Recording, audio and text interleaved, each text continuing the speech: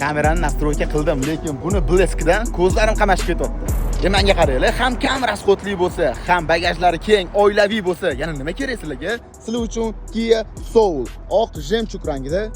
Salonlariga bitta ahamiyat berib qo'yasizlar, akkuratlik haydalgan. Obshivkalarda ham qirilgan, chizilgan joylarni ko'rmadim. Salon keng, bagaj sig'imlari ham katta. 63 ming probegda ekan bu toycha. Men bir rasxodni ko'ryapsizlarmi? Qachon benzin quyganingiz esingizdan chiqib qoladi-yu. Hamma elektronikalari ishlaydi, avtomat korobkada mashina, sport rejimlarigacha bor ekan.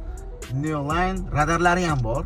Mashinani akkuratni qarab haydalganini, mantiqi hidi chiqib tursin deb kofi solib qo'yilgandan ham bilish mumkin. Aytib o'tganimdek, mashinaning yili 2021, toza koreyskiy mashina.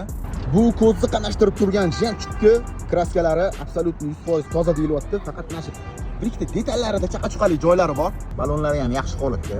To'g'risini aytsam, bu mashinani bunaqa sostoyanida, bunaqa narxda topish hozir bozorda ham qiyin bo'lib qoldi. Bu Kia Soul narxi egalari bilan kelishilgan holda 13900 qilib belgilandi. Pastda nomerlarni qoldiramiz. Yana o'zingizlar bemalol aloqalashib, barakalashib olishingiz mumkin. Sizlar bilan arzonchi bolalar.